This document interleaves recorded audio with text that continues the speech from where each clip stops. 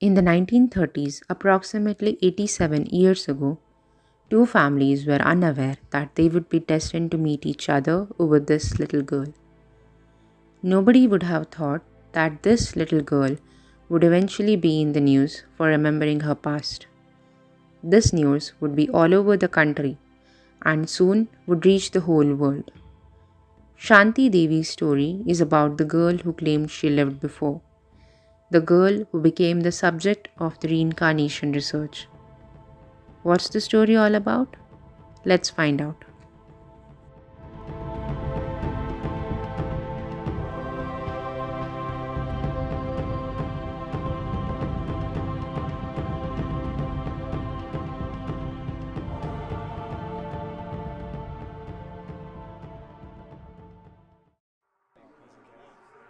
Mathura, the city dotted with temples and beautiful religious structures, was going about its usual routine, except for one man.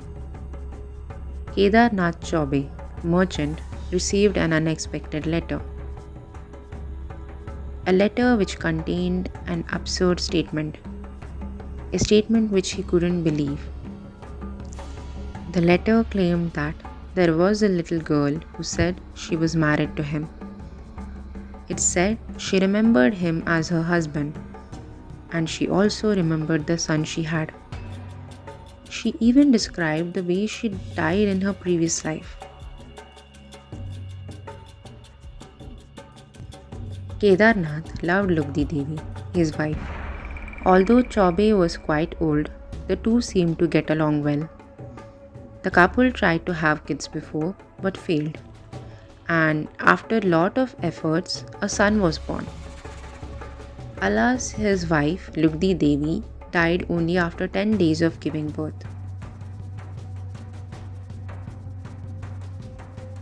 And now, only after a few years of her death, he had received a strange letter.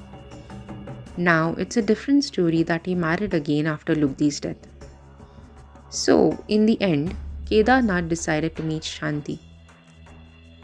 Maybe it was something about the letter that made Kedarnath want to see what exactly this was all about.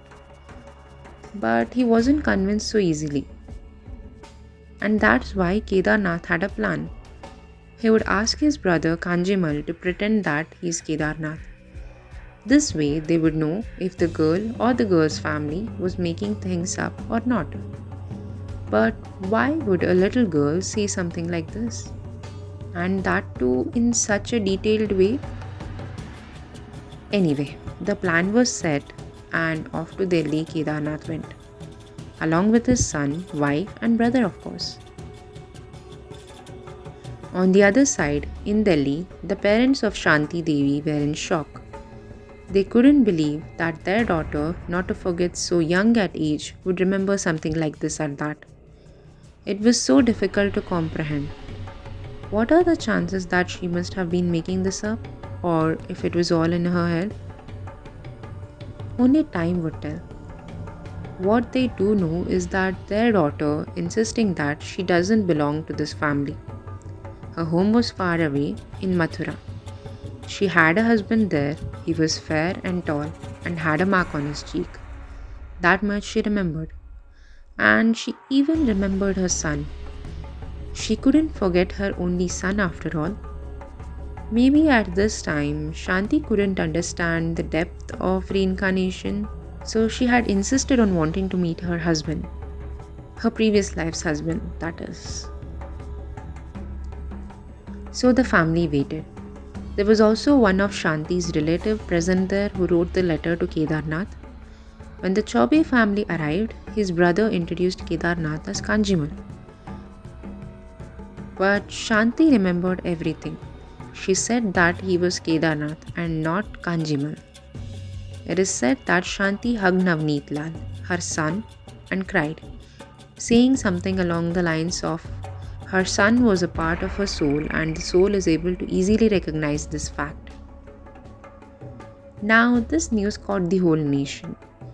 Even Mohandas Gandhi was stunned after listening to this news. So he set up a committee to investigate.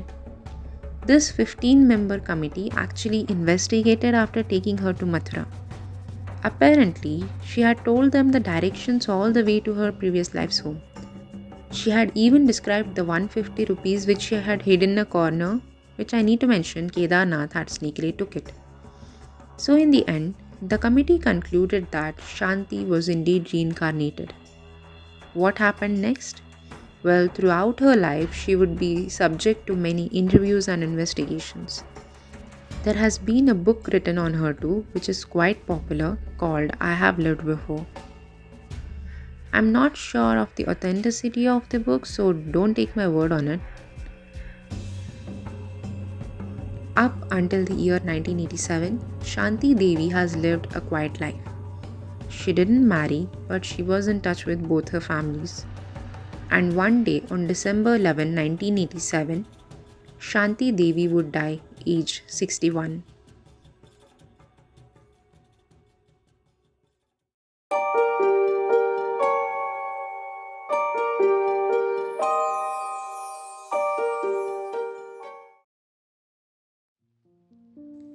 Even though the committee had concluded that Shanti was reincarnated, many people still believe that her story was fake. And although we can't completely disregard the fact that she was truly reborn, it is also difficult to believe this or any other story about reincarnation for that matter until we actually experience it or see someone close to us experience the same. So it's quite difficult to say whether one can believe in reincarnation or not because the answer would be much more complex than that. But still, I would like to ask all of you, do you believe in this story? Do you have a notion that one could really be reincarnated? Let me know in the comments.